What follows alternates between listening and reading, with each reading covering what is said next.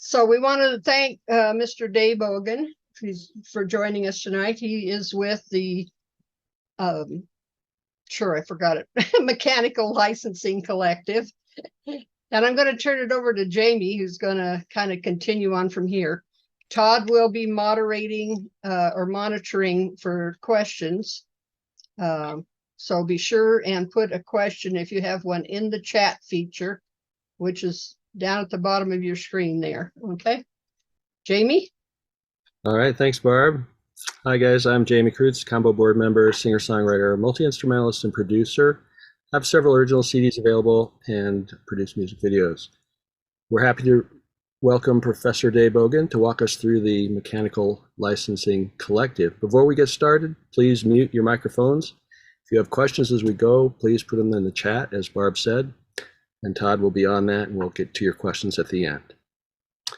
All right, Dae, you started out as a singer-songwriter.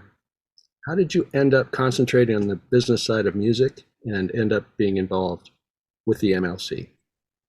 All right. First of all, thank you for having me join you all this evening. It's always a pleasure for the MLC to connect with local and regional music organizations. This is a way for us to get more intimate and to answer questions directly from creators who are our constituents across the United States. So if you're not a member, hopefully by the end of this presentation, you'll start the process tomorrow or even tonight of becoming a member. So to answer your question, so first of all, I'm the head of third-party partnerships at the Mechanical Licensing Collective. Prior to my work at MLC, I started off as an aspiring artist. I'm third generation music industry. So my father was in the music industry, my grandfather was in the music industry. I have cousins who are in the music industry. So I come from a music industry background, which, as you probably all know, is very rare. Oftentimes, someone in the music industry is the only one in the family who's, sort of pursuing this crazy path.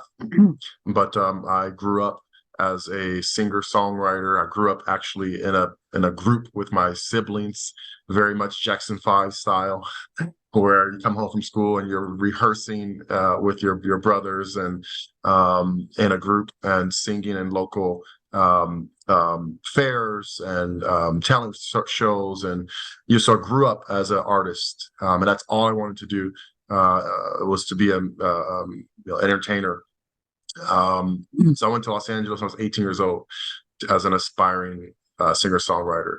Now in college, that I pivoted to managing talent, and that sort of grew after college to having a small management company representing a wide variety of artists in different genres across the country, with a number of sub-managers working with me. And that sort of evolved into eventually having a small record label and music publishing company. And I did that sort of moonlit as a CEO of these companies while I had my primary job in the retail industry. And eventually I pivoted out and started building tech software, software platforms to address some of the issues and problems in the music industry that I learned about while I was earning my master's degree in music industry administration, and also what I experienced as a publisher and a label owner, especially around metadata and work registrations and black box royalties and things like that. So I built tech solutions. Those solutions were startups. I built 3 startups in the music industry, all 3 have been acquired. And the work I did around the research that substantiated the software gave me the insight to advise a number of music companies and eventually the U.S. Congressional Budget Office during this economic analysis of the bill that was called the Music Modernization Act, which eventually became the law, Music Modernization Act. And I was invited by the congressional, by who's now one of the CRB judges, to come to DC and speak to the group about the Music Modernization Act and how the MLC, the future MLC, would go about outreach and sort of connecting with creators. Eventually, when it came time to build the executive team that would be responsible for building the MLC from the ground up, I was basically headhunted to join the team. So that happened in 2020 during the pandemic. And well, actually before the pandemic, we didn't know the pandemic was coming.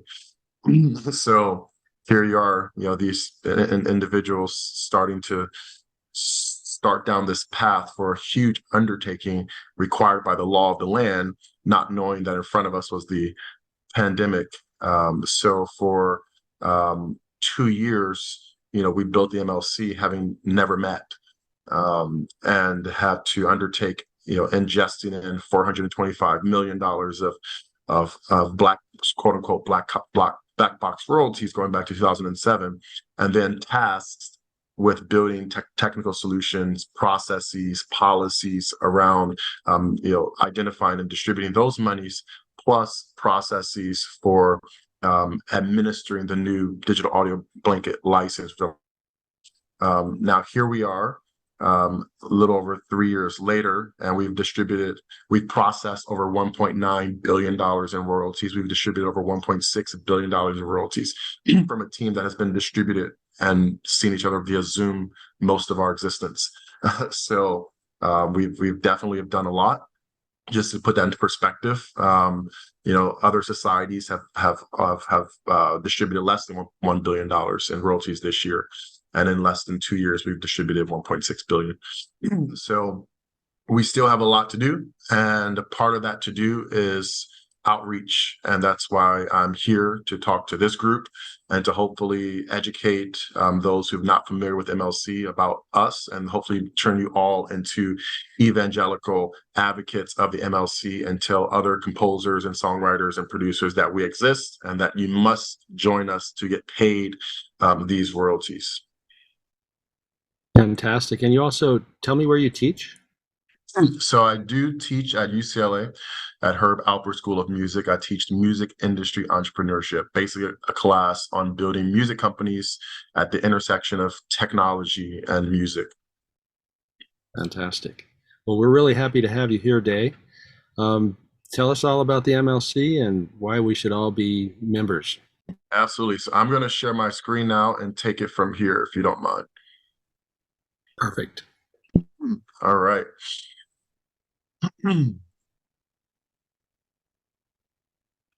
right, so I'm going to go through my presentation, and at the end, we'll jump into a Q&A. So feel free to use the chat to drop questions as we go along.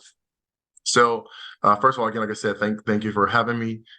Before I dive into the presentation, I'm going to play a quick video, which is our 60-second explainer video.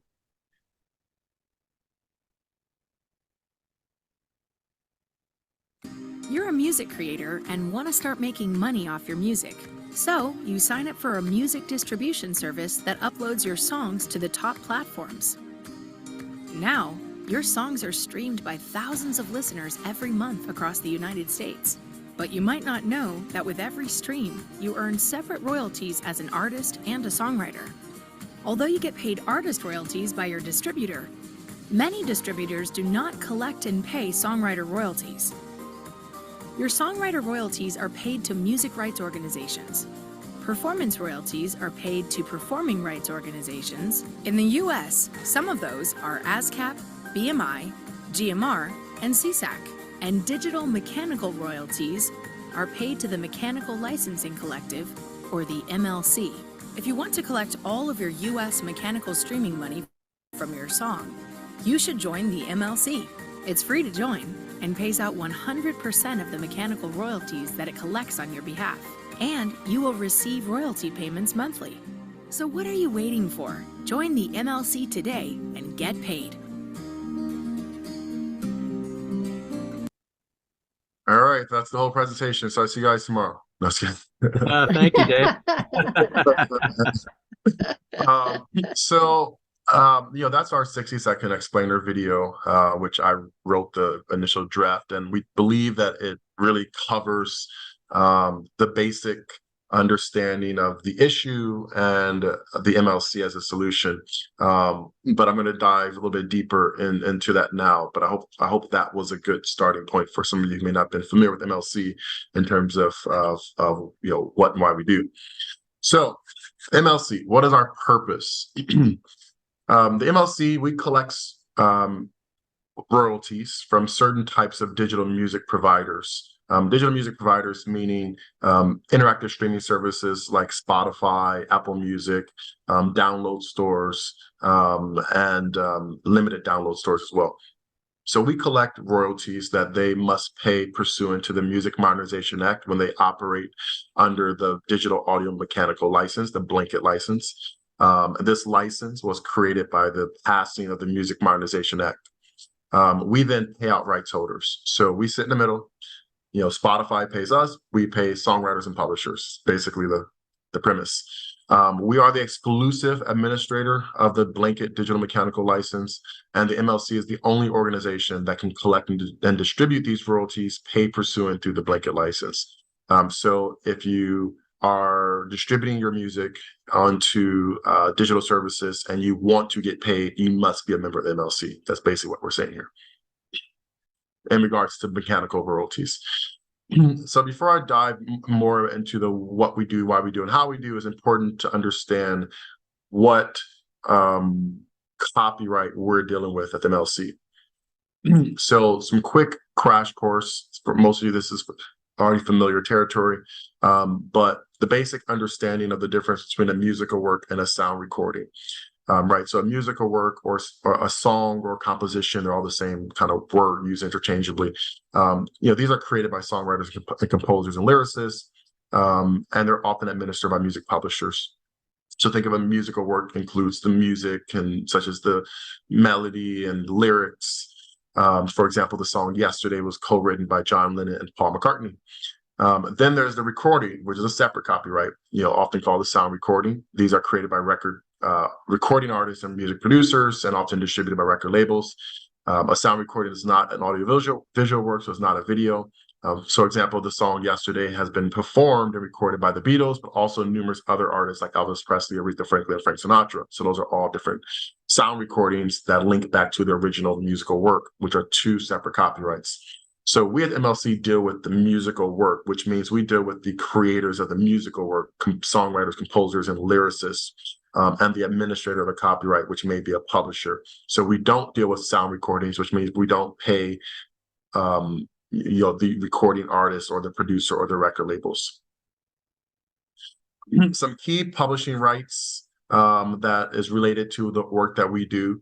The owners of musical works have the right to authorize others to reproduce and distribute their musical works. These are two of the five rights you have as a copyright owner: is the right to reproduction, the right to distribute your musical works. Together, these rights are granted in the form of a mechanical license.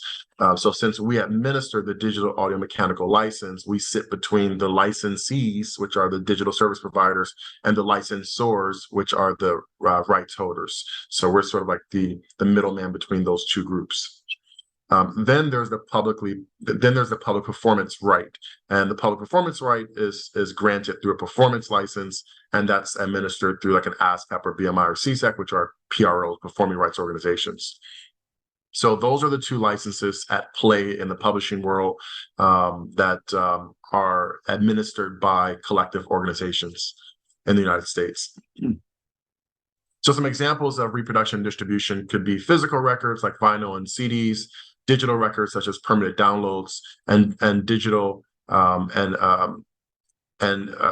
records like interactive streaming and limited downloads. So why are we here? Well, we're here because of the Music Modernization Act of 2018, and it's kind of crazy that it's been 5 years already since that was passed. For those who are on screen, I want to see by show of hands, how many of you remember when the Music Modernization Act was passed?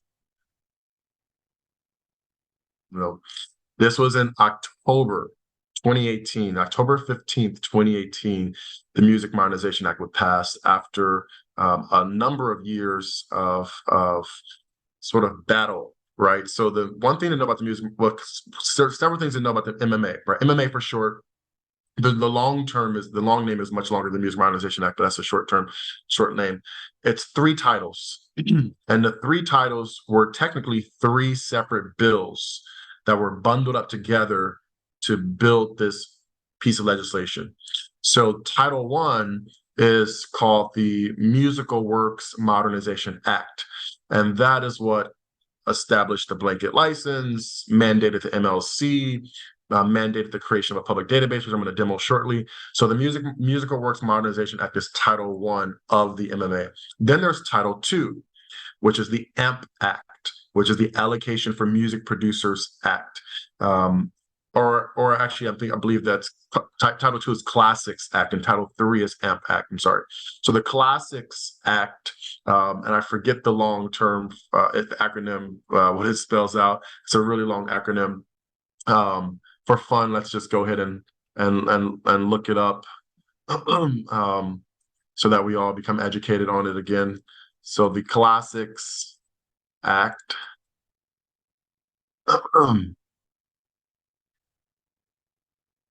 Okay, so the Classics Act stands for Compensating Legacy Artists for Their Songs, Service, and Important Contributions to Society Act. That is Title II of the Music Modernization Act. So you all have to remember that now, right? Classics Act stands for Compensating Legacy Artists for their songs, service, and important contributions to society Act. That's a mouthful. Now they should have had a songwriter write the name of that. But the Classics Act is very important because what it did was it established for the first time a federal right for pre-1972 sound recordings. Pre-1972 sound recordings was not protected under the federal copyright laws. It was only protected under state copyright laws. So that meant that if you recorded a song prior to February 12th, 1972, your Aretha Franklins, your Rolling Stones, all of these artists, the golden 50s, the 60s, the disco era, none of these recordings had federal copyright protection, which meant they didn't earn royalties on digital services because there was no federal right to public performance for these recordings. That didn't happen until the Music Modernization Act of 2018. So finally, these quote unquote legacies artists are now able to, or their estates or their children or grandchildren are now able to be compensated for these pre-1972 recordings to being streamed on digital services. Imagine if you listen to Pandora and you listen to the 1950s or 1960s channel of Pandora. All of those recordings, no royalties prior to the MMA. Right? Absolutely ridiculous. I see Annette shaking your head. Yeah, absolutely ridiculous. But we're still fighting as a music industry to expand rights for artists. As you know, in this country, and I'm kind of this little aside from MMA, but I'm an advocate for music creators of all kinds, so not just MLC, but all rights. Another piece of legislation that's trying to push as an industry is the American Fairness Act, American Music Fairness Act, which is to bring sound recordings into public performance protection because sound recordings do not get paid when they're performed on the radio. So imagine again, if you wrote a song, if you made a recording in 1971, you don't get paid when that recording is on Pandora. You don't get paid when that recording is on Kiss FM on the radio. You don't get paid when that recording is on television. It's like, when do you get paid? You have to perform live, which is why you have legacy artists still on tour, into their retirement, long into their retirement, still tour, can't retire because they can't get paid. So as an industry, we have to move forward legislation. That was my aside because I'm a music creator advocate and I look at legislation. I try to push forward all types of rights. So the MLC is important because what the MLC is part of Title I. And then Title III, by the way, is AMP Act, which stands for the Allocation for Music Producers Act, which is also important for you who are music producers and engineers. What it did was it codified at the federal level a right and a process for music producers and engineers to be compensated from digital streaming services, digital radio services for your work as a producer and engineer. Now, this is paid through Sound Exchange. We don't manage it at the MLC, but there's a process for it now, and it's a part of the law.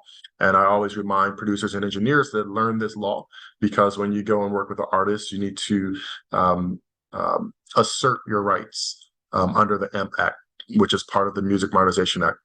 So this sort of aside was to understand that the Music Modernization Act is not one little bill. It's actually 3 pieces of legislation that was bundled in together, and the main title is Music Modernization Act, but there's 3 separate laws that have impact on different types of creators.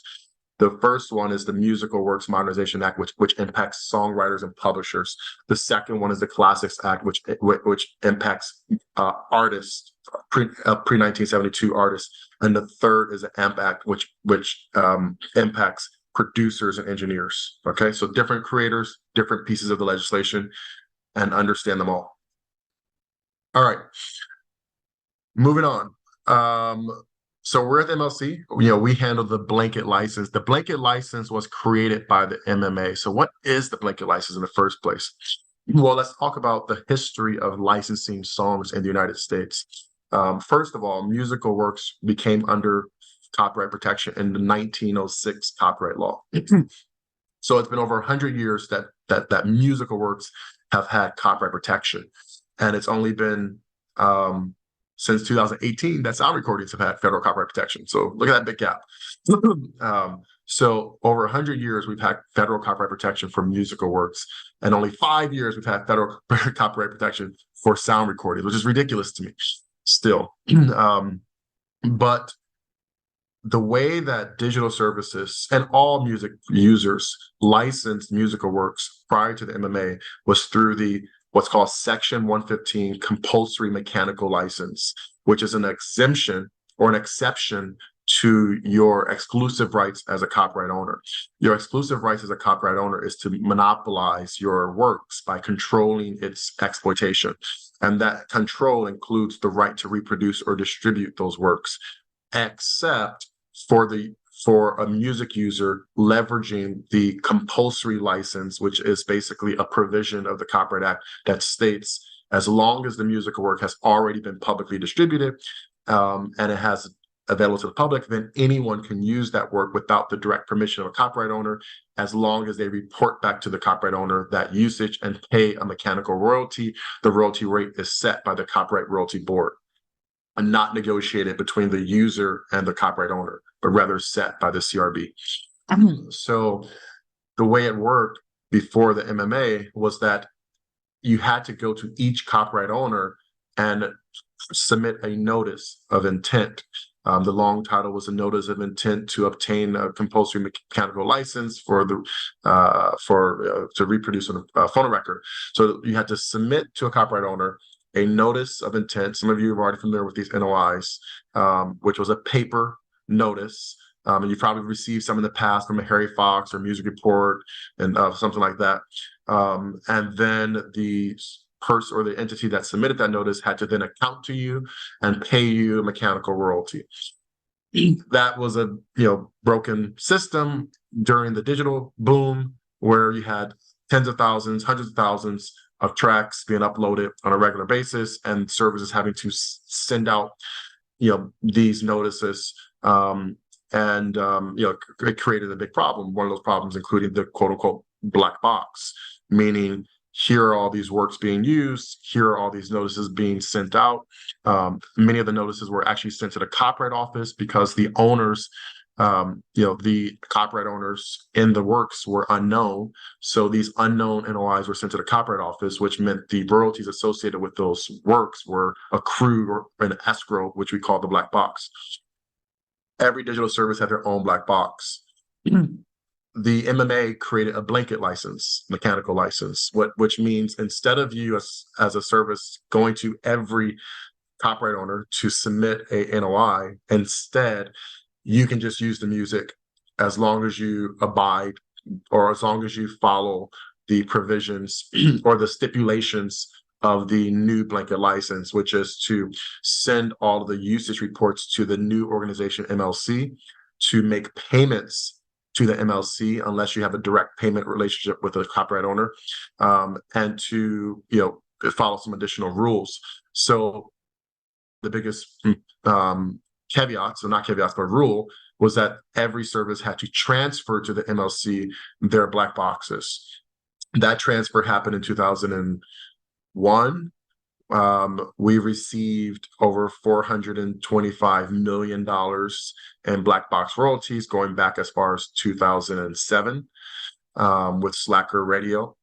And then our job is then to identify every share of the rights and pay out those black box royalties as much as we can to rights holders globally, not just United States. And of course, we were tasked to do this from Zoom meetings because this happened during the pandemic. So the progress report is that we've paid out $1.6 billion so far. And we've paid out a substantial amount of the black box. Now, there's a portion of the black box that we have not been able to pay out because the royalty rates associated with that period were still under conflict, right? The Copyright Royalty Board was still hearing arguments during the lawsuits between services and various organizations over some of you may have heard of the CRB3 rates, right? The CRB3 stands for the period of 2018 to 2022. That period in 2017, if some of you remember, the Copyright Royalty Board announced a almost 43% increase in the mechanical royalty rate that was supposed to begin in 2018 and increase over a period of 5 years through 2022. Now, as you also know, is that some of the digital services fought that tooth and nail from the beginning. So that 5 years came and went, and those royalties were never paid out at those rates. And then recently, the Copyright Royalty Board heard the arguments, millions of dollars are spent in lawsuits, and decided, hey, we still agree with what we said in 2017.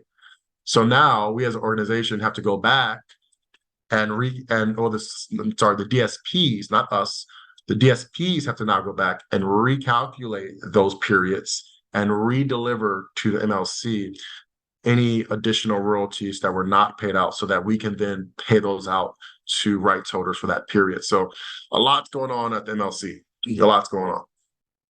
Okay, so moving on. So that's how we got here, the MMA. And remember that MMA is not one little law. It is 3 pieces of legislation that affects different groups of the music industry. And it has totally different implications with these titles. Now, where do we fit in the sort of the landscape of the digital music royalty, the United States digital music royalty landscape? What you're looking at here is a diagram, and I'm going to drop in the chat a quick link to our website where you can find this diagram. You go to mlc.com, you go to resources, and then you go to digital music royalties.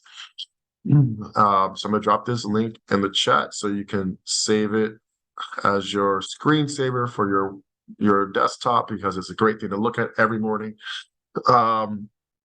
Before I dive into this, I'm going to play a great video because we love all of our explainer videos, and we have to make sure you view them so we can substantiate the cost of making these videos.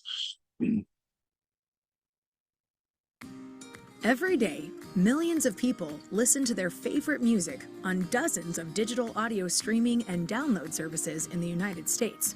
And with each stream or download, the creators involved in making the music are entitled to receive royalties. In fact, music creators can earn as many as 4 different types of royalties when their music is streamed or downloaded. 2 of these types are paid to the creators or owners of songs, and the other 2 are paid to the creators or owners of sound recordings. In order to understand which royalties you as a creator are entitled to receive, you need to know the difference between songs and sound recordings.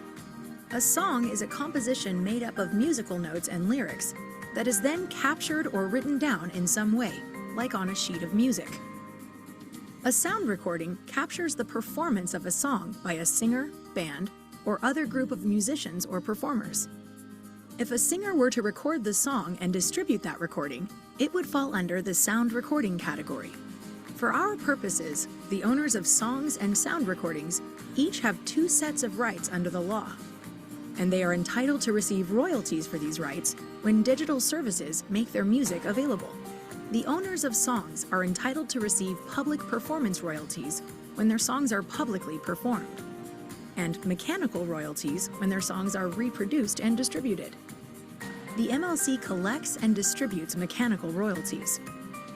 If you are a songwriter, you or your music publisher or administrator may be entitled to receive these types of royalties when someone listens to your music on digital audio services. On the other hand, the owners of sound recordings are entitled to receive a share of the revenue collected when their recordings are reproduced and distributed, and digital performance royalties when their recordings are performed on digital services. If you are a performer or musician, you or your record label or distributor may be entitled to receive these types of royalties when someone listens to your music on digital audio services. You can learn more about which of these types of royalties you are entitled to receive by going to the resources page on the MLC's website. If you're a self-administered songwriter, make sure you become a member of the MLC so you can receive the mechanical royalties you're owed when people listen to your music on interactive streaming services in the United States. Learn more or join for free today at themlc.com.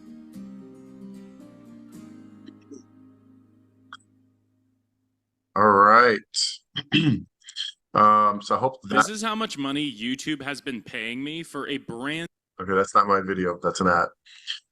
Okay, so I hope that video was a good starting point to understand that, we talked earlier about the difference between a musical work and a sound recording being 2 separate copyrights, but then under those copyrights are different royalties based on the rights that are being exploited.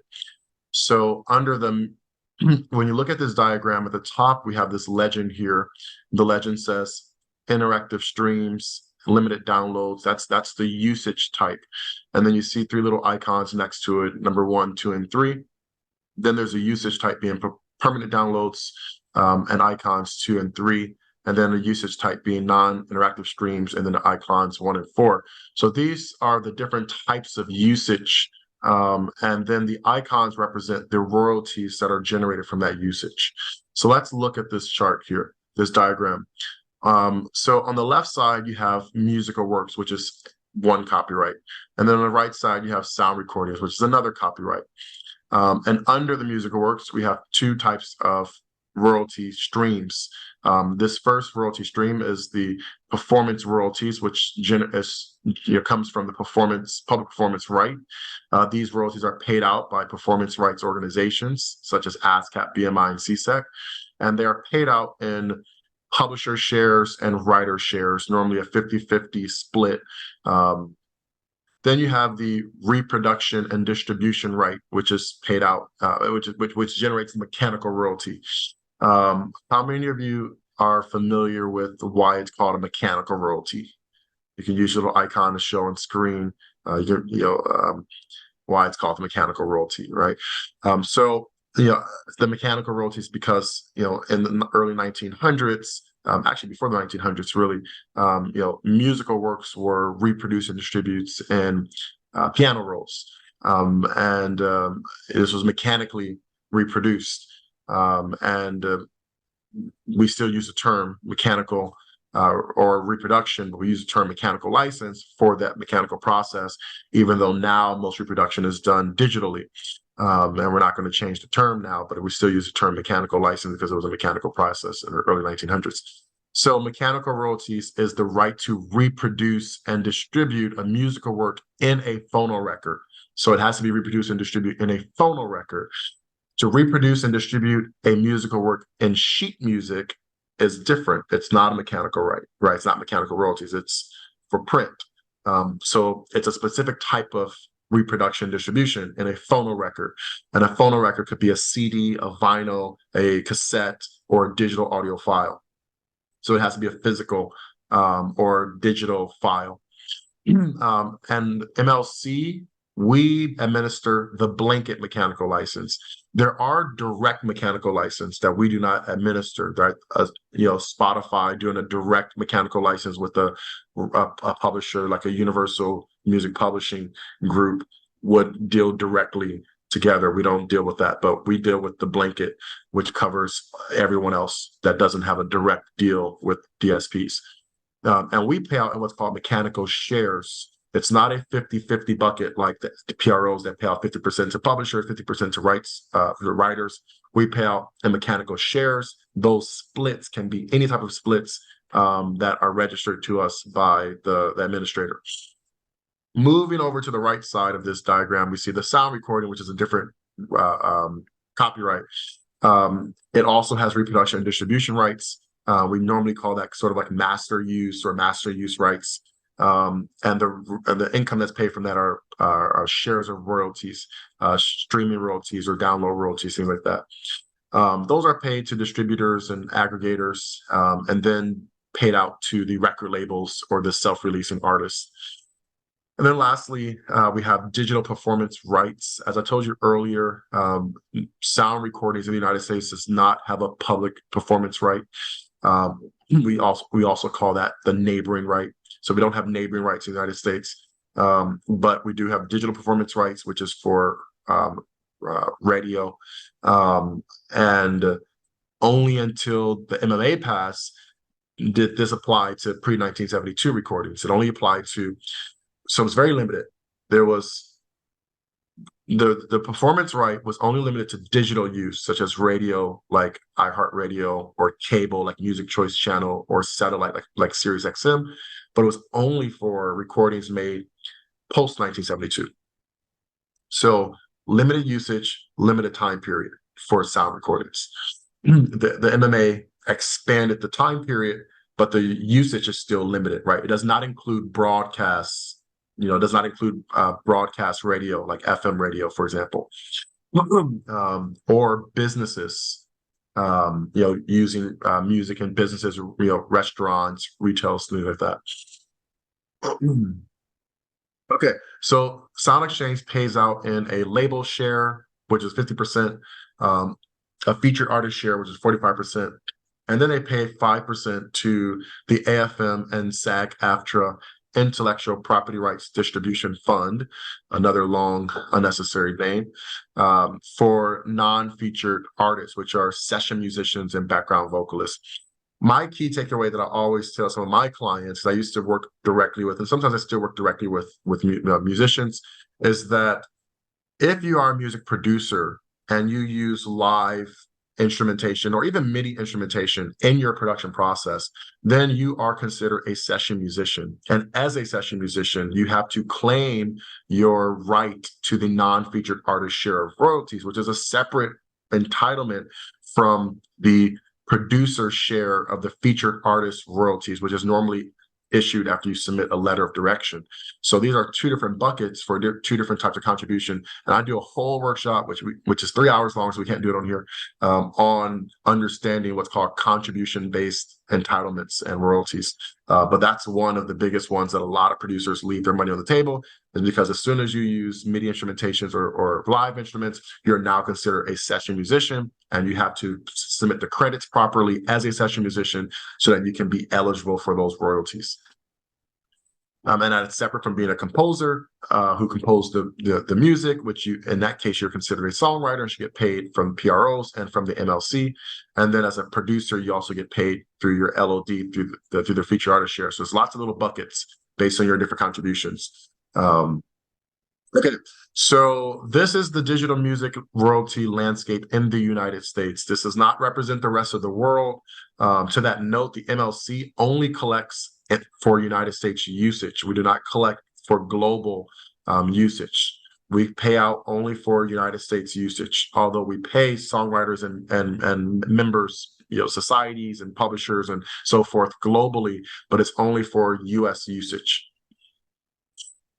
Which brings me to my what we do and what we don't do. So the MLC, we establish and maintain a public database, which I'm going to demo shortly, of musical works ownership. We administer the new blanket license covering mechanical rights available to eligible digital services. We receive and match sound recording usage reports from digital audio services with the musical works that are registered to us. We collect and distribute U.S. digital audio mechanical royalties to music publishers, administrators, foreign societies, and self-administered songwriters, composers, and lyricists. We do not administer performance rights for musical works to collect performance royalties. We do not administer digital performance rights for sound recordings. Those two items, this would be your PROs like ASCAP, BMI, CSEC. This is your sound exchange. We administer mechanical rights we do not administer mechanical rights or collect mechanical royalties for physical products. Again, we're digital mechanical royalties only. We do not administer any licenses or collect royalties related to audiovisual products. So that would be YouTube, for example, although we do collect from YouTube Music, but that's an audio streaming service. But YouTube Video, we do not pay out royalties related to that because that's not a mechanical. That is, as you know, async. And then we do not administer licenses or collect royalties for use outside the United States. The MLC does not replace your PRO, and the MLC does not replace sound exchange. So you still have to have your PRO, you still have to have a sound exchange relationship.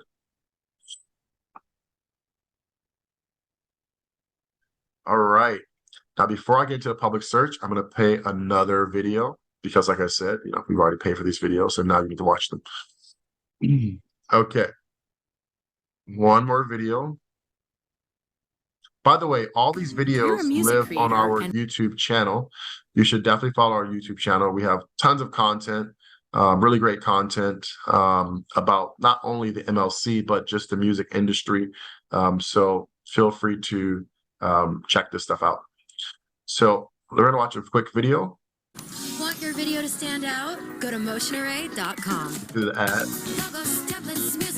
As a musical artist, you know that when you release music on a digital platform, you earn royalties. But how do royalties make it back to the right people? With the help of something called metadata. Metadata is what the MLC and other organizations use to identify your songs, so we can pay you when your songs are used. Without complete and accurate metadata, you could lose out on money. Metadata is the basic information about a song or recording and is made up of release information, unique music code identifiers, and underlying ownership information.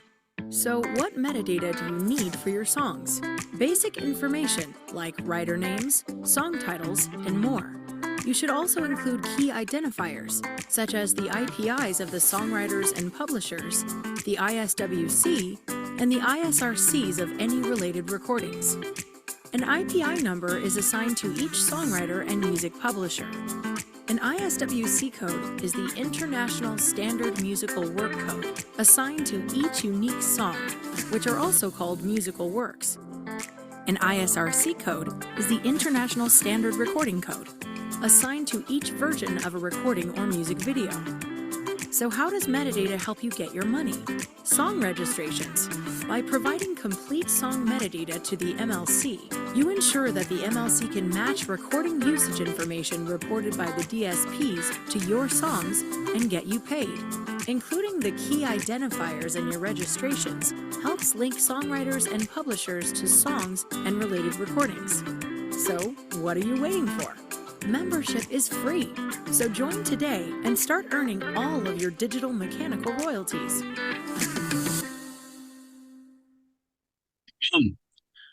All right, so let's get started here. Frederick has the book. Thank you, Frederick. I'm glad you dig it. all right.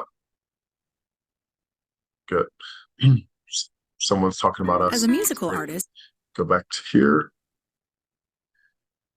Okay, so that video really talked about the importance of metadata and registering songs. When a song, so here, the MLC, our mandate, not just our job, but we're mandated by law to create and manage this public musical work database. which contains information about the ownership of musical works. And it includes information about the musical work. This information is called metadata. And this metadata must be registered to us by the rights holders, because obviously we can't just come up with it out of thin air. So I'm going to quickly demo our public search. So when we go to our website, anyone can search our public search. It's this yellow button at the top called public search. Now, as a standard exercise, every songwriter, composer, and lyricist should come here and search for their songs, because you want to make sure that they appear here. If they don't appear here, that means they have not been registered. If they do appear here, then you want to make sure they're registered correctly and completely.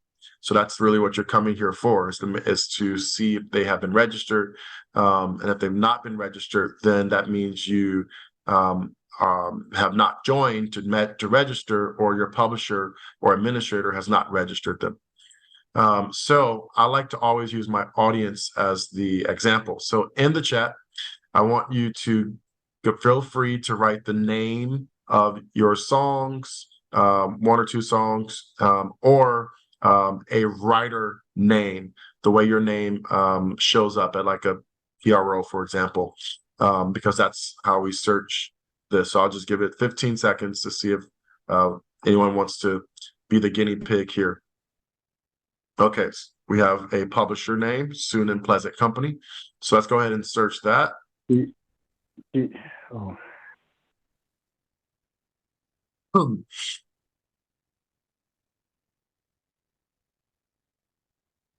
Anyone else, you can feel free to drop it in the chat.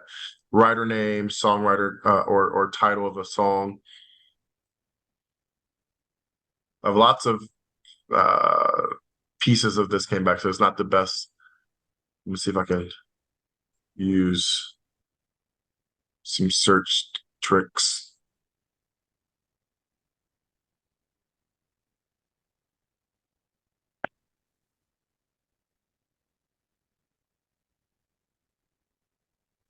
Okay, it's not gonna work. So I'm gonna move on to a work.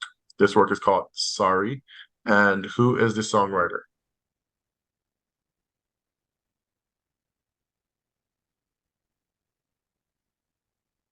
Because if I search Sorry, I'm gonna get lots of results.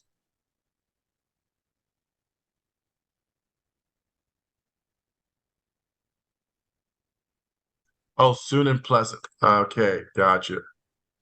Not Sorry.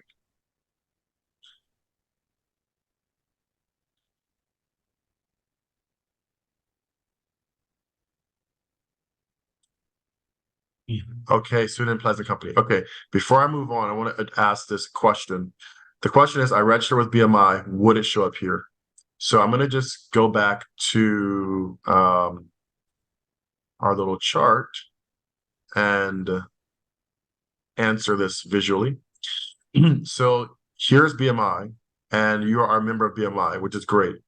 But BMI pays out performance royalties.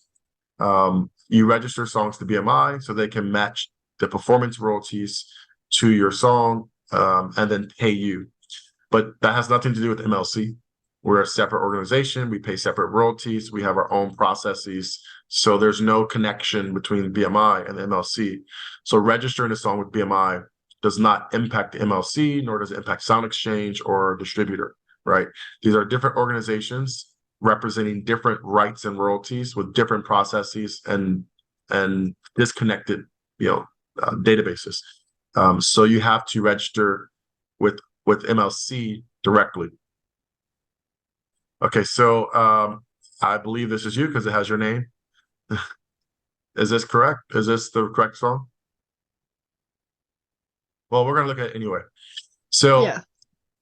Okay, so Soon and Pleasant Company. We can see here that it has been registered because it appears, which is great. If it does not appear, then it has not been registered. The other good news is we know 100% of the shares. Like I said earlier, we pay out by mechanical shares. So we have to know 100% of the shares to be able to pay out 100% of the royalties. So that's good news here. Let's look at another song. Excuse me. Okay, so I'm going to scroll down here. Let's see if I can find an example that I want to show. These are all registered 100%, which is really good. That's what we want, right? This one is 0%, which is not good, but we want 100%. Trying to find something that's not 0 and not 100. So I can show you an example of an error, which is good news that we have a lot of 100%. So let me just use a random word, blue, see what we find.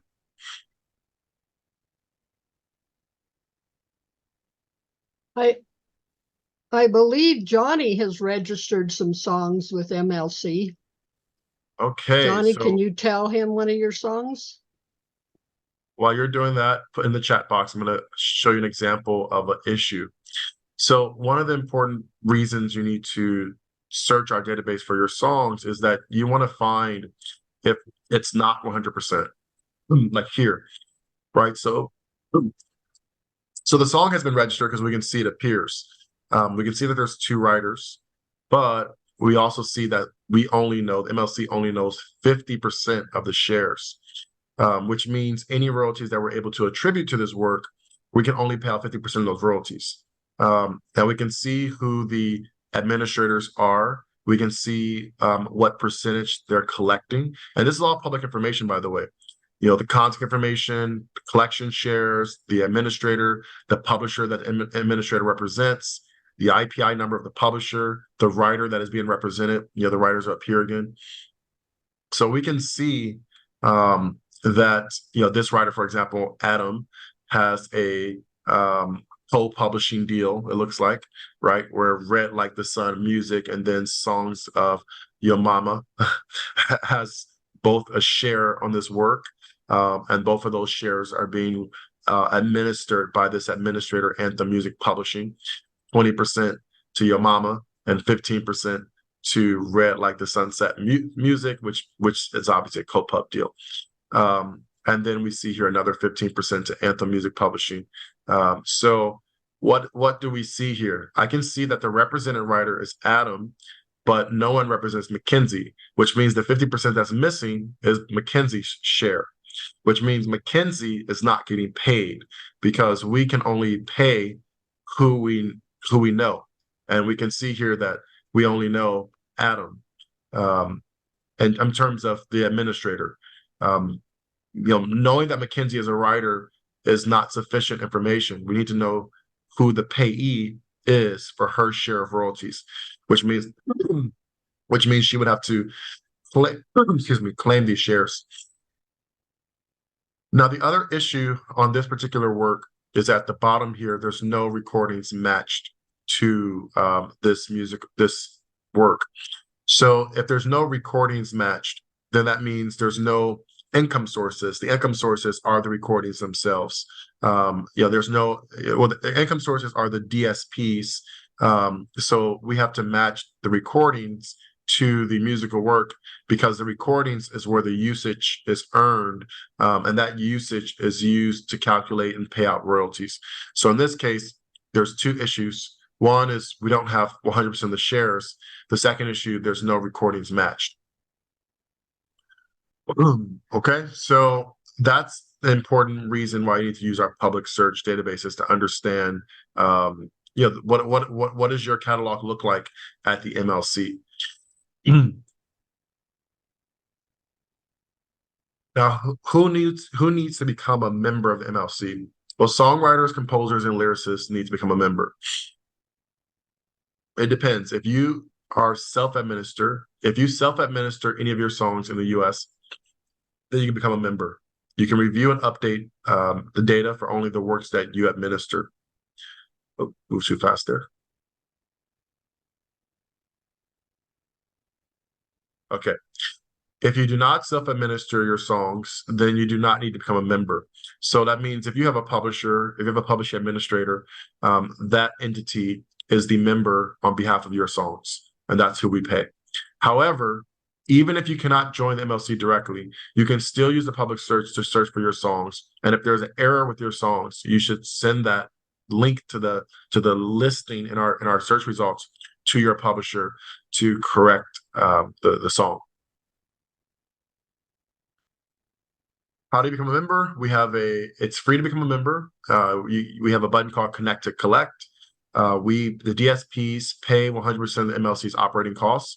This allows us to distribute 100% of the royalties that we receive. So we do not have a administrative fee. If you know that most PROs have an administrative fee of somewhere between 10 and 15%. We do not have an administrative fee. If we receive $1,000 for your song, then we pay out $1,000. Right. After you become a member of MLC, you have to use our portal to register your songs so that they appear in the public search. You can do that online. You can use a spreadsheet, or you can use a CWR, which is a file for publishers.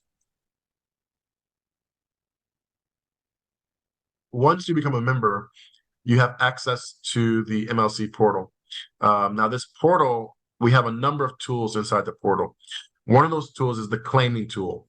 And the purpose of the claiming tool is to claim unclaimed shares of a previously registered song. So let me go back to that example. So here are Blue Lights. Now, we know the song has been registered. We know 50% of the ownership. We know that Mackenzie is not reflected in this ownership. So Mackenzie will have to become a member and claim her unclaimed 50% shares. So how does she do that? Well, inside of our platform, this is what a member portal looks like.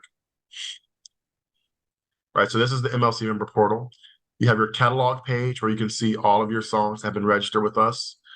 You have your work registration module where you can claim shares of previously registered works, where you can register new works.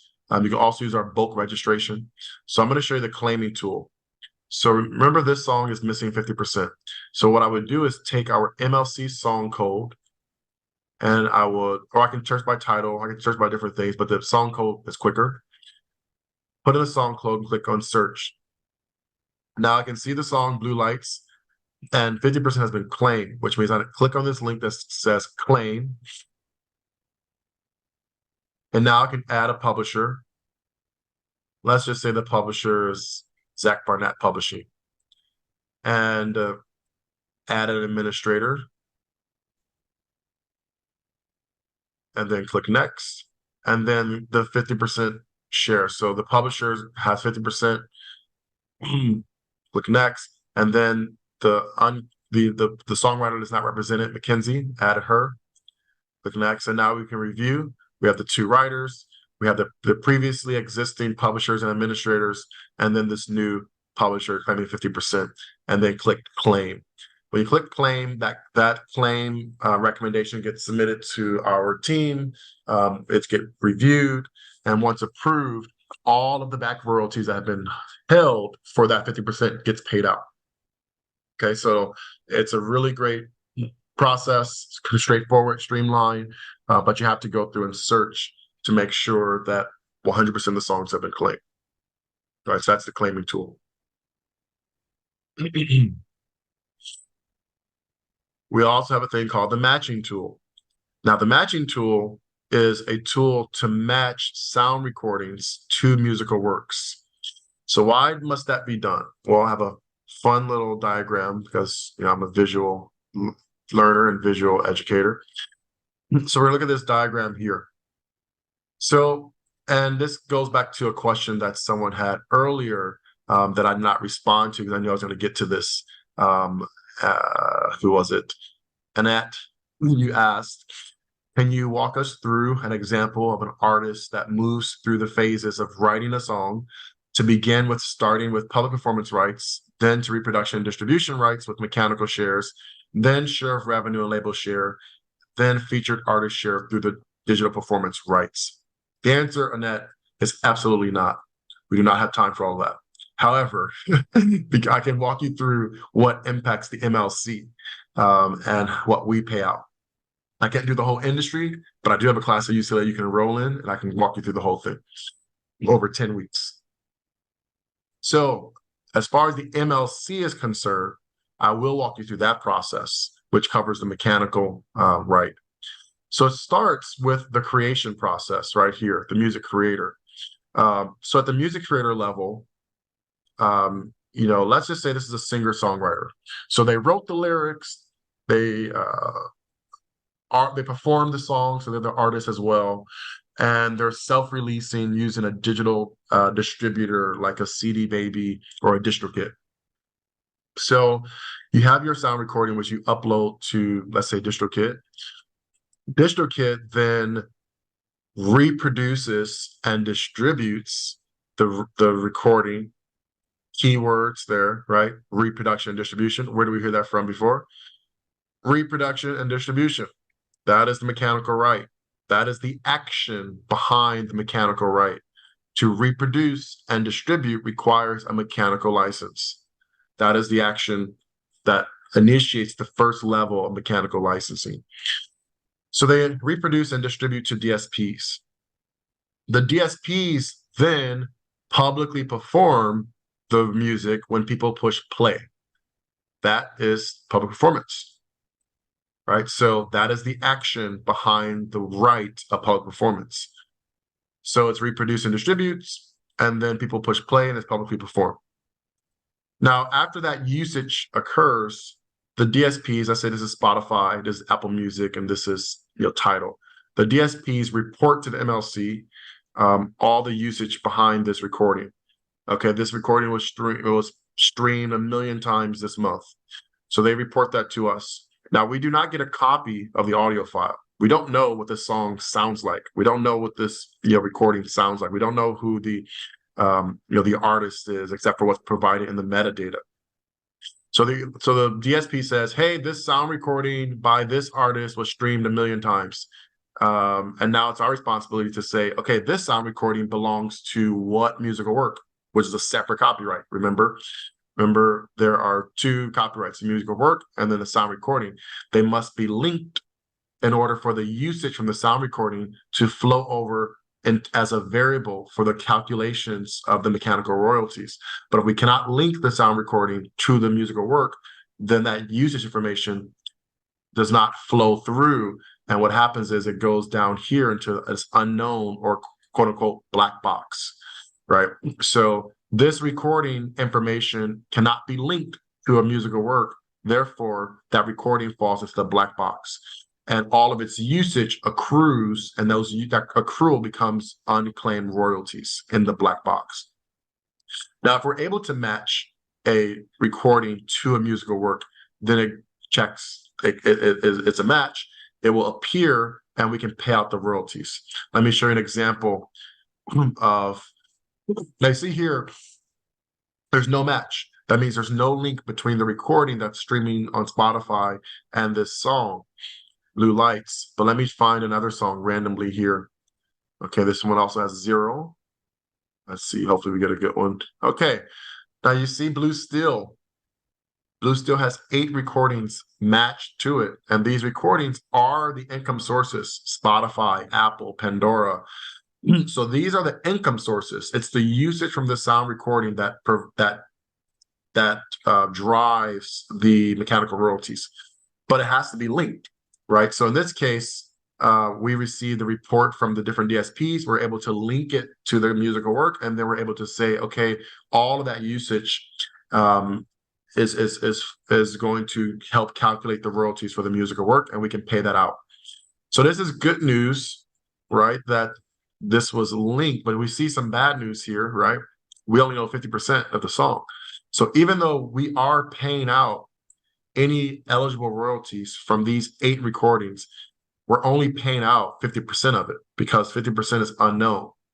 So the songwriter unknown will need to be known so that we can pay him or her out the 50% that is going into the black box, right? So how do we look into the black box to find your orphaned recordings that are not linked to the musical works? That is where the matching tool comes into play. So going back to these works, I want to go back to a work that was mentioned earlier in the chat. Check out Baby Baby Baby. Yes, I can check out Baby Baby Baby.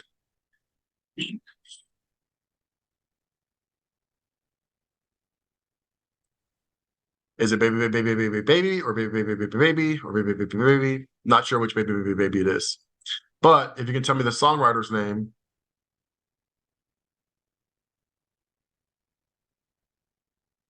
It was KC2, something like that.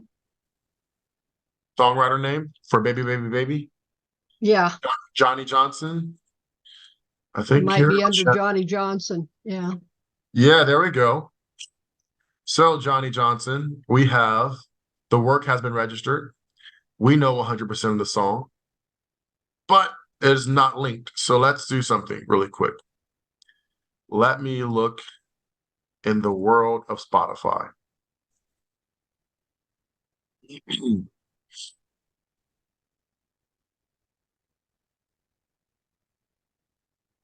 So first, I want to see, does this song exist in, what was it, Johnny Johnson. Johnson. Okay. Well, okay, Johnny Johnson. No, that's not it. Let's go back here and see. That's the writer. Well, we can use the matching tool. We don't need to use Spotify. I like to use Spotify for some things, but we're gonna search Baby Baby Baby and see if we can find it in the black box.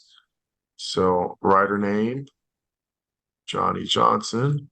Remember, the matching tool is a tool in the member portal.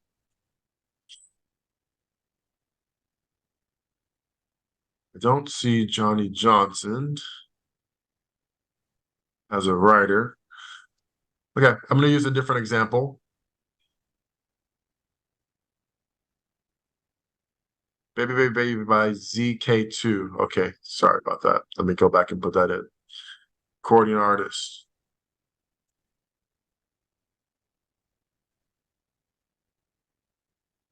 No, it doesn't show up in our black box. So I'm going to use a different example. Go back to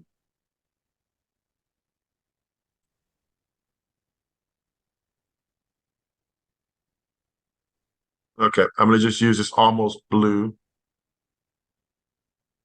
No, I'm not going to use that one. I'm going to use Blue Kingdom Outro. So that seems very... Okay, so this one has no recordings matched. This one seems unique enough of a name that I won't see multiple versions.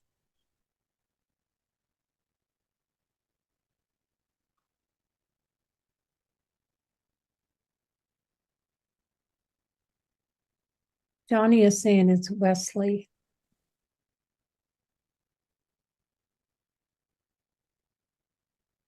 Wesley.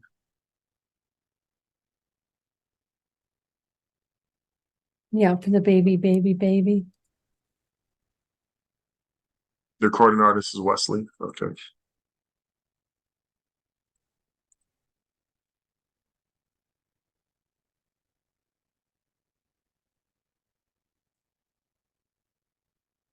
Yeah, I'm not able to determine if it's the right So one. Johnny Wesley. Johnny Wesley. Johnnnie is the way he spelled it. Okay. No, I don't have Johnny Wesley. No. Okay, but I will show you this as I'm here. What we're looking at are recordings in the black box. Okay, even though I didn't find the recording I'm trying to find, these are the recordings in the black box. So if you were to find your recording on this list, what it means is the MLC, it has been reported to us, the recording, but it's not linked to a musical work. So it's here in our black box, right? And these sources, these B versus H, indicates whether the royalties are derived from the blanket license, which has been in effect since January 1st, 2021, or historical royalties, which go back before the blanket license went into effect. These little dollar signs indicate sort of an estimate of amount. It goes up to $5 signs. Now, when you click on the drop down, it tells you the sources of these recordings. And you can see here YouTube, Spotify, Pandora, and so forth. And if you click on view, you can view the metadata behind it, and even sometimes go directly to the song where the usage is taking place. So you can see like, oh yeah, that's my song. It's right here on Spotify. So we provide a lot of data to be able to see what's going on. But the purpose of this matching tool is for you to find recordings that are not linked, that are not matched to musical works, and then go through the process using this little button here, clicking them one by one, to then start the process of matching these recordings to your musical works. Once they have been matched and it's sent to our team, we review it, and once it's approved, then all of the royalties are released. So the royalties go from black box to payable and will be distributed in our regular distributions. So that's the matching tool. So again, the claiming tool is to claim unclaimed shares of already registered songs. The matching tool is to match sound recordings that have not been matched to musical works, so that the usage from that sound recording can then calculate the royalties owed and you can be paid out. Both has to be true. The work has to be registered and claimed 100%, and the sound recordings have to be matched in order to get paid all of your royalties. If the work is registered 50% and all of the recordings are matched, it's still only paying out 50%. If the work is registered 100% and 0 recordings are matched, it's still paying out 0 because there's no recordings that are driving that are bringing in the revenue. So both have to be met. We have to have 100% of the ownership and all recordings matched in order to get paid out all the money. These are tools for members, and it's the responsibility of members to do searches to make sure that anything that falls through the crack is sort of cleaned up and added. Now, about our royalty distributions, we pay out on a monthly basis. We pay out 75 days after the close of the usage month. So, for example, if there was usage in January, the payout is April 15th, 75 days later. That's how long it takes for the processing. Now, usage for February is paid out in May. Usage for March is paid out in June, and so forth. So it is a monthly payment, but it represents a usage period 75 days prior. Okay, so it is a really good cash flow once you get those monthly payments started. We do direct deposit, and we can also do paper check, but who wants that nowadays? I mentioned before that we pay out what's called historical royalties, and we pay out blanket royalties. Historical royalties are royalties that are prior to January 2021, and blanket royalties are January 2021 and beyond. And we've been paying these royalties out since April of 2021. You can learn more about historical royalties on our website under How It Works, and then historical unmatched royalties. You can also see on our website the amount of royalties that were transferred to us from each DSP of the black box. So you can see what each DSP's black box looked like. We have a support team that is available Monday through Friday from 8 a.m. to 6 p.m. via phone, email, and chat. You can, once you join the MLC and you log into your portal, you'll see in the portal down here at the bottom this little chat circle where you can start a chat and have a conversation with someone about any of the features inside the portal, about your catalog, about rights, or about anything. So we have a support team that's available Monday through Friday. You should also follow us on our social media. We put out a lot of information. We do tons of webinars. We have how-to videos. We have music industry content and so forth. And you can learn more about us at the MLC.com. All right, folks, I'm gonna open up the questions. That's the end of the presentation. So I'm gonna open up and get these additional questions that have come in. Oh, fabulous. Thank you so much, Dae. Todd, do you want to jump in and grab those questions? Sure. There really isn't much left. There was one question. What was the largest claim paid out that was unclaimed? I don't know that amount because I'm not in that department, so I can't.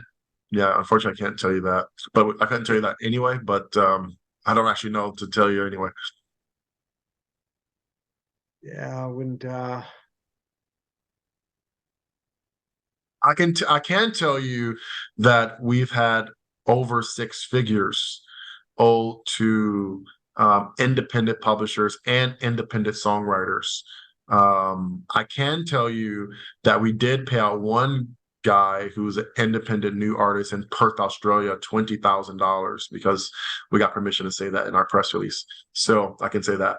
And that was as a result of a data project that I worked on last year with distributors to try to find independent artists. I can tell you that our royalties, our black box, goes back to 2007. So whatever you heard about statute of limitations, throw that out the window, because we pay out royalties going back to 2007.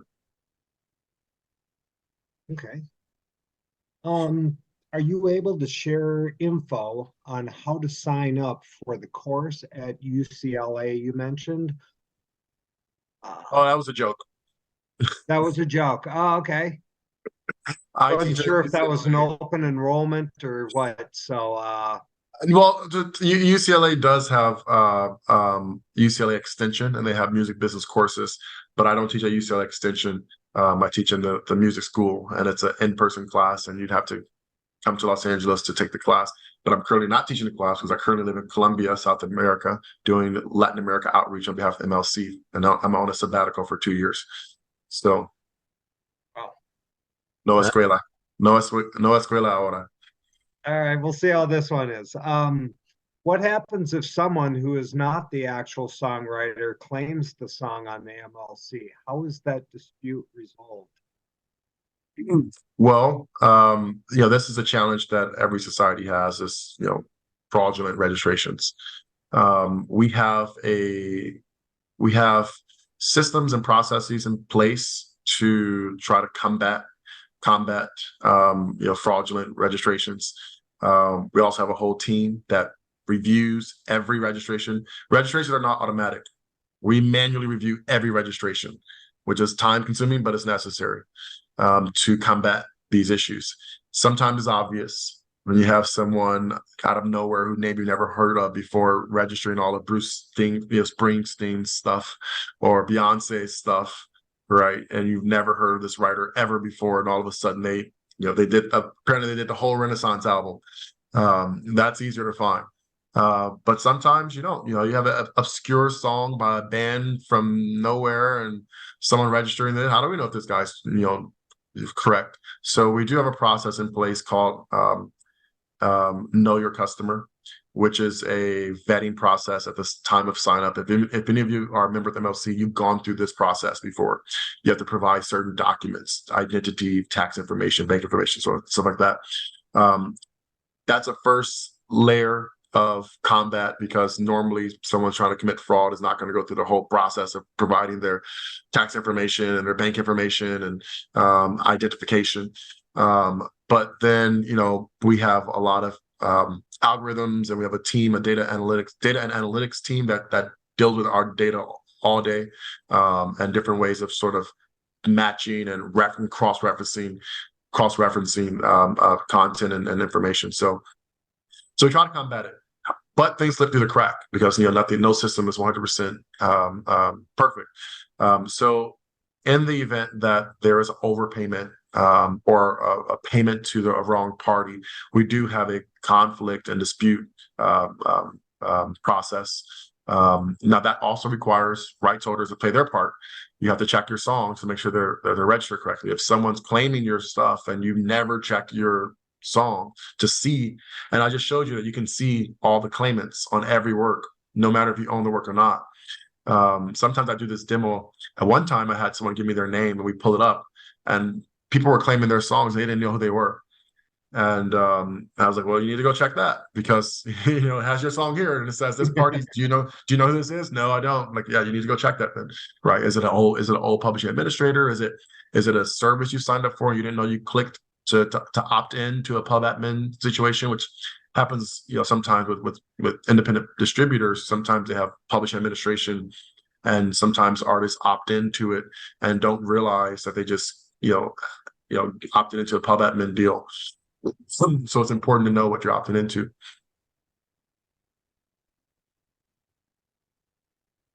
All right, there's just a couple left. So this one, when I did the song search in MLC last week, I found nothing downloaded from the DSP for my album that was released in February. Is there a lag period to get that information entered? No.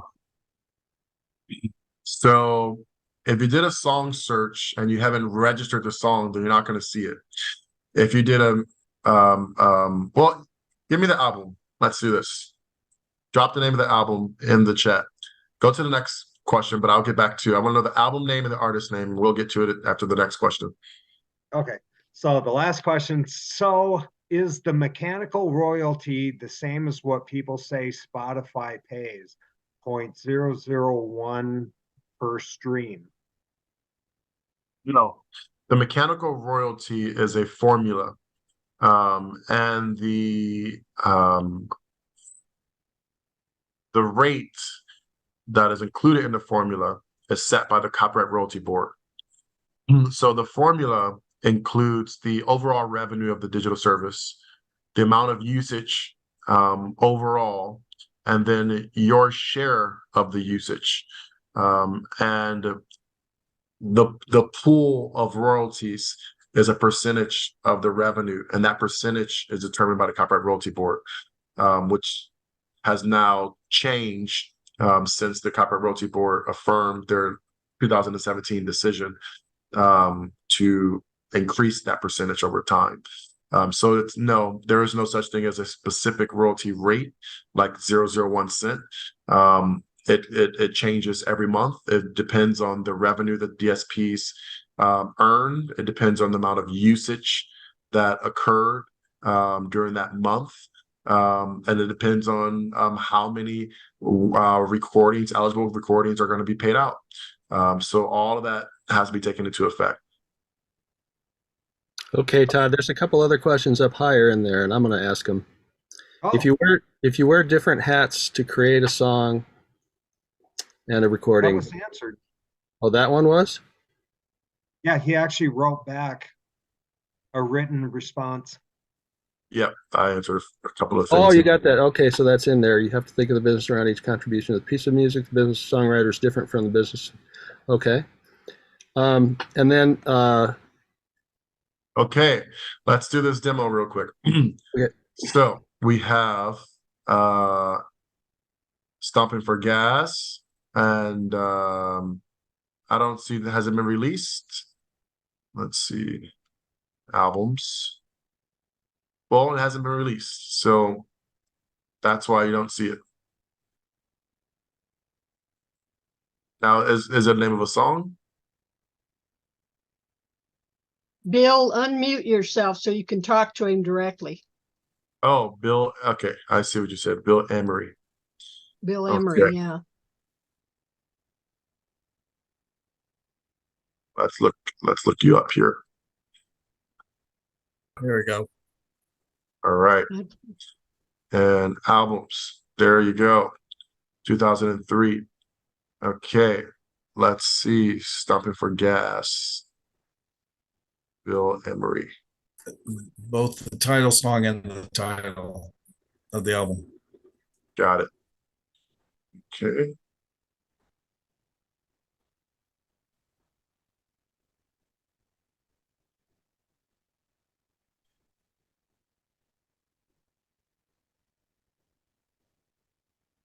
Record. Yeah, I'm sorry. Is this you? That was me. Bill, what does this mean if it's in our unmatched? Means I haven't registered the recording. It means you haven't registered the song. It doesn't mean that we don't know about it. This means that we do know about it, and this $ means that we are holding royalties. Okay. Well, Bill. Woohoo. Good news. This tells us it's from Spotify. You've been reported from Amazon Music. It's been reported by Apple Music. It's been reported by YouTube. So yeah, it's here, Fantastic. but we can't pay you out because we don't know who's stumping for gas. Got it. Bill, I need a loan. Yeah. For gas, these gas prices are ridiculous. 50% of 15 cents. Just remember my name. So whoever arranged this meeting tonight gets a finder's fee of 10%.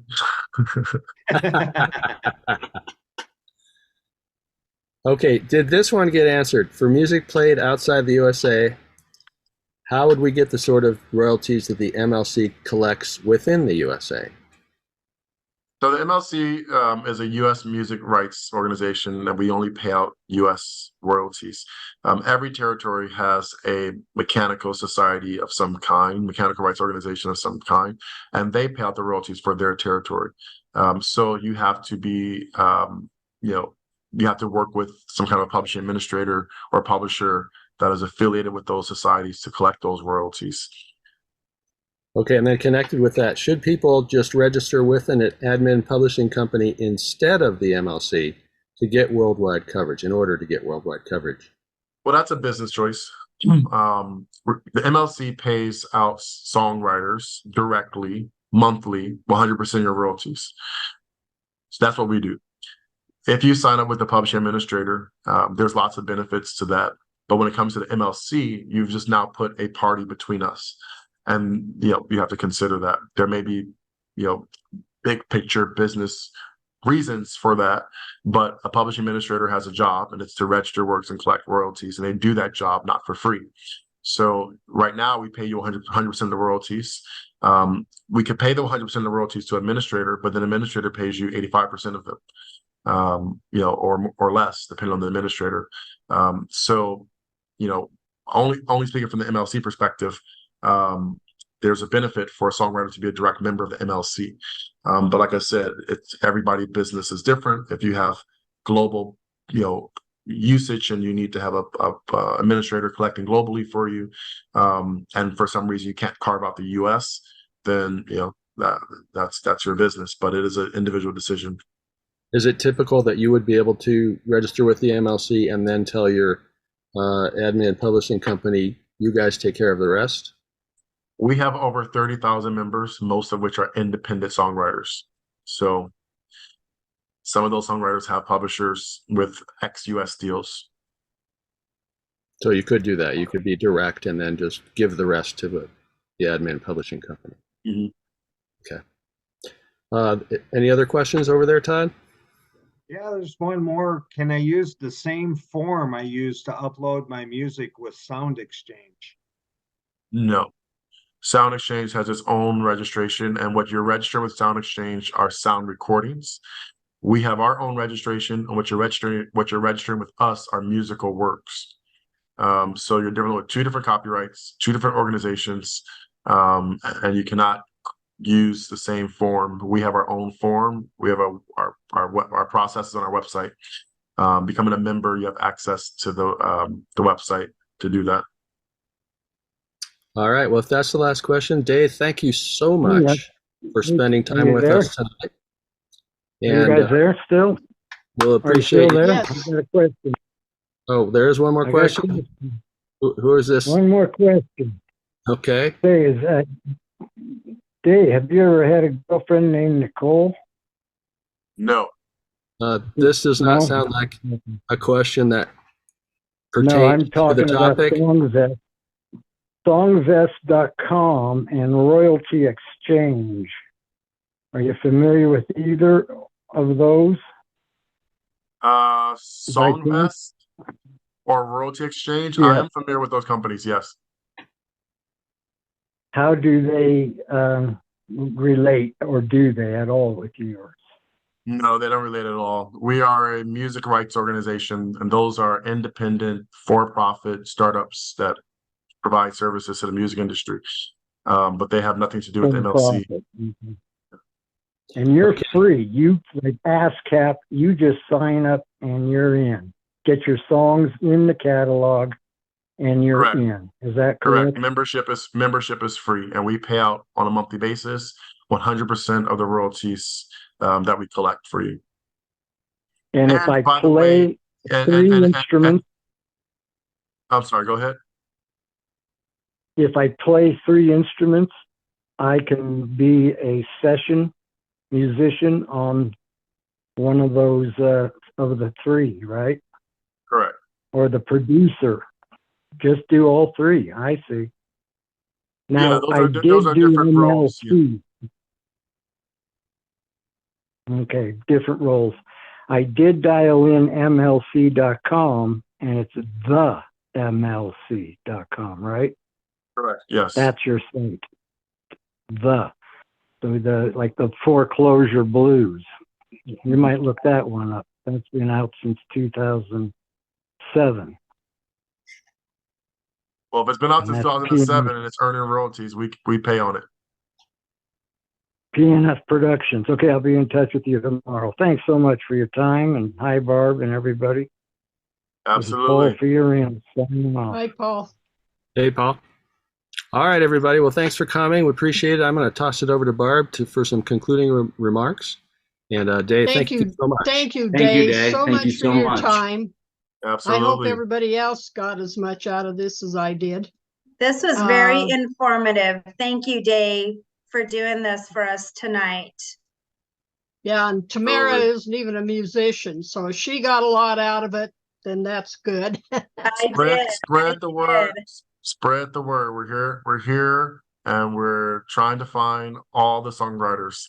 If you ever seen the movie X-Men, and there's a thing called Cerebral, I always said I wish I had a Cerebral. I want to find all the mutants. Just go in there and just find all the songwriters, so it makes it so much easier for me. Like I said, I currently live in Medellin, Colombia, doing the on the ground grassroots outreach to Latin music creators. I've lived in 15 countries over the last 20 months, from Southeast Asia to South Africa to Europe, Brazil. And we have to find every songwriter under every little rock and every little crack everywhere. So it's a huge task that we need every creator to communicate to people that we exist.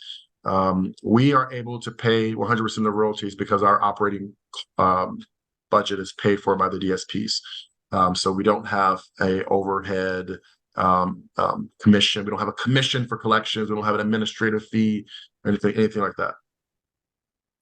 Well, I'll So, Bill, put it on my when you get page signed- and advertise it. So Yeah, thank you. definitely. So, Bill, when you get your things straightened out and you get your first royalty check, you need to let us know, because what a better advertisement for the MLC.